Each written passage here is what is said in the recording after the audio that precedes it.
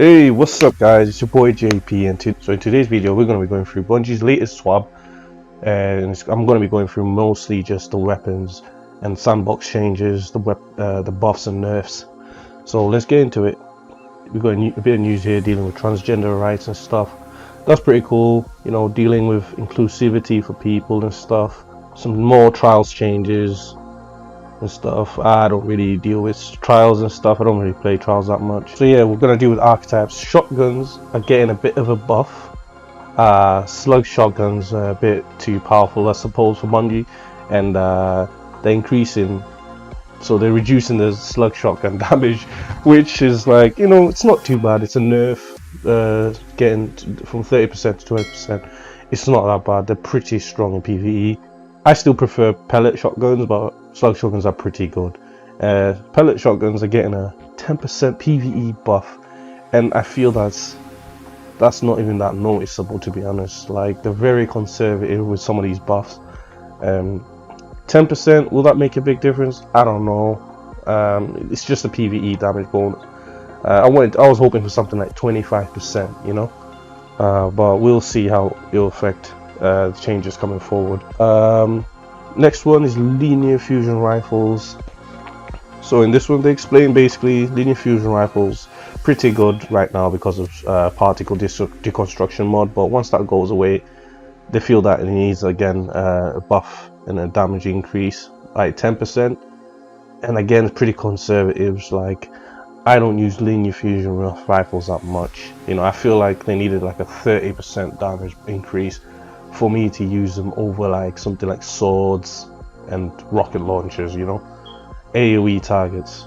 You know, you gotta be precise with these. So 10%, it seems negligible, but we'll see. They're being very conservative. They're not trying to break the sandbox, I suppose. I don't think that's a meaningful change anyway. Caster sword, there's very few of these in the game, so hopefully there's more in the future. Reducing heavy attack ammo cost from 8 ammo to 5. Yeah, I did feel like they took too much ammo, so 5 is now kind of cool. Maybe these will come into play in the next season. You know, we'll see what the damage does, how the damage stacks up with other swords. So yeah, that's pretty cool. I think they deserve a little bit of a damage buff, but bows are getting a damage increase versus rank and fight enemies by 10%. I mean, I don't use bows that much, like, unless there's like some mods for them, like, you know, overload and unstoppable shots. You know, they are kind of useful, but 10% damage boost is not that much. I prefer to use a hand cannon any day, or a scout rifle than a bow, but 10%, I mean, like, I don't think that's gonna make much of a difference. Yeah, so sidearm and fusion rifles, I guess there was some sort of error in the game which was affecting their performance based on your frame rating. So if you had higher frame rate, I suppose it performed a little bit better than those on lower frame rate. So I guess this is them trying to fix the issue. Don't know much about this, but any fix to the game is good to me. Exotics. Alright, now this is the spicy stuff. Vex Mythoplast. Right, this is getting a nerf, and it's getting a reduced aim assist stat by 25%. Reduced linear fusion rifle aim assist cone from 1.1 to 1.05. Now requires 3 eliminations for full overcharge instead of 2, which is pretty, like, I think this is fair, because I don't like nerfs that much in you know, unless something is busted and broken. But in PvP this thing's pretty strong, I feel like, but it can still like on console especially, you gotta deal with quite a lot of recoil, and you can be outgunned by other guns, so it's not busted. But yeah, the linear fusion rifle mode was it's pretty strong, so they're nerfing that a little bit, and increasing the kills it takes to trigger that linear fusion rifle mode. They didn't nerf its damage or anything like that, so in PvE it'll still be strong. Fighting Lion. So they removed the multi-hit requirement to gain a damage buff, increase the damage buff to increase the buff to reload the stat from 50 to 70, so you increase the reload speed, increase the buff duration to 7 seconds. I actually don't know what the duration was before. Was it like 4 or 5 seconds? Either way, it's overall a buff. That looks pretty cool. Arbalist has intrinsic anti-barrier around now. That's cool. No damage improvements or anything like that, which is cool. Whatever. But I feel like every exotic should have some sort of champion mod, you know, and you know, every single exotic, because you can't slot any champion mods on them. So at least they should have an intrinsic mod, but that's just me. Sleep is stimulant. I haven't used this in a while. Increasing PvE damage by 6%. 6%. Man, these numbers are very, very, very low. Increase magazine size to 4%, and then 6% damage buff. Like, I feel that should be at least like 25%, you know, to make it. It is an exotic, so you are sacrificing an exotic slot. You know, you can't use an exotic primary or special if you use this, so it should make it well more powerful than regular fusion rifles. So right now it's only 10% stronger than regular fusion rifles. Not good enough for me. Suros regime. Dual mode receiver now grants an additional range, 30 plus range and 3% zoom, plus 3 zoom. So overall it's a buff, got a range buff. The Cryothesia 77k. This is the stasis sidearm, which is pretty trash and awkward to use, so they're trying to remedy that. By changing the way the trigger works. So before, you had to press the trigger, hold it down, then let go to fire. It was very awkward and weird, especially in like PvP. And so yeah, they've removed the variable trigger now. I mean, it now fires on trigger press, so as soon as you press the trigger, it should fire. So now it doesn't consume the entire magazine when you fire the special shot. So you can fire a special shot and continue shooting additional rounds into your enemy, which is cool. And the charge shot causes an AoE round. So yeah, I did feel like this weapon was kind of weak when it first came out. So this is because stasis was pretty strong, and they didn't want to make another stasis weapon that was crazy powerful back then. But now they're making a stronger overall buffs. So I wonder if it's going to freeze multiple guardians at once. We'll see, but that's what it sounds like. Levian's Breath, I think that's an exotic bow.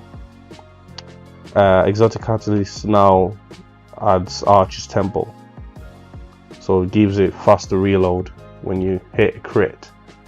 And I don't know how useful that's going to be. It needs more buffs than that, but we'll see. Baby steps, I guess. Whisper of the Worm.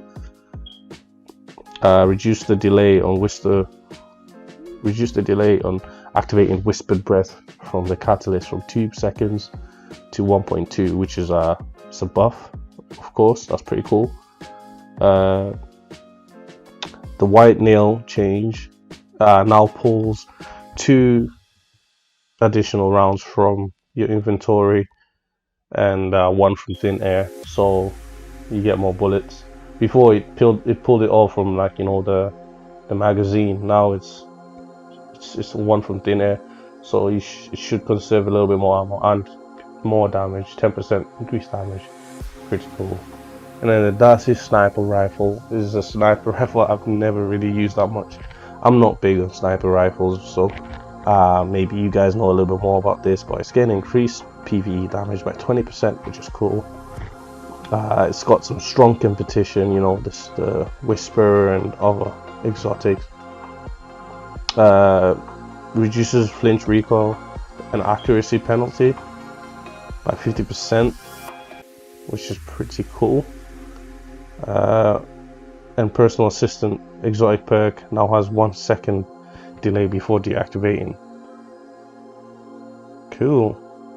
And Malfeasance, which is my favorite exotic hand cannon, is getting an explosion damage increase of 50%. This is gonna cause mayhem in gambit mode and versus taken enemies, so that's getting a significant damage buff. And without being too overpowered in PvE and PvP. In PvP, it's a one-hit kill when you attack the enemy with 5-shot, so it's pretty weak for PvP. So still waiting an exotic catalyst for most of these weapons. Like this needs an exotic catalyst. Dead Man's Tail.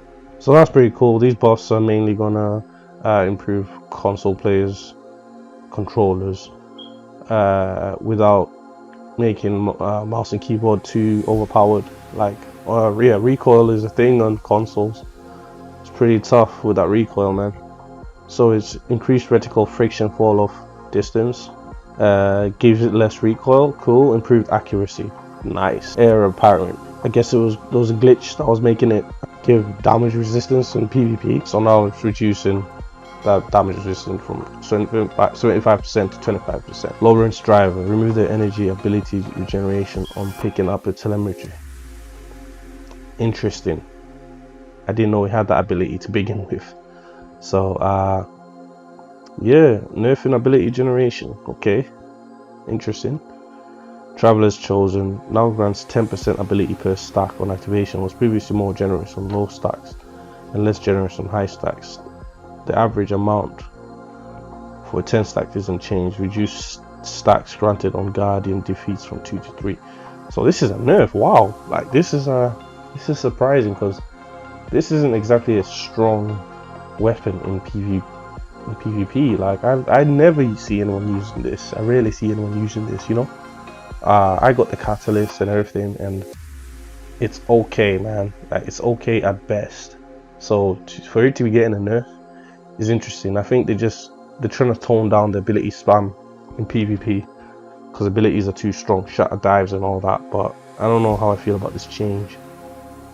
Perhaps they should have given it like a damage buff to offset these changes, but we'll see how it performs in PvE. Adrenaline Junkie. I heard this perk was getting buffed, but too late. I deleted all my Adrenaline Junkie weapons. Sucks, because it looks good now. Eliminations with weapons can add a single damage stacks and extend existing ones, and grenade eliminations gives you 5 stacks. Lower the duration, compensate for weapon activation. So yeah, you got a damage buff, I think, with a grenade kill. So now weapon kills gives you this. I wonder what it goes up to.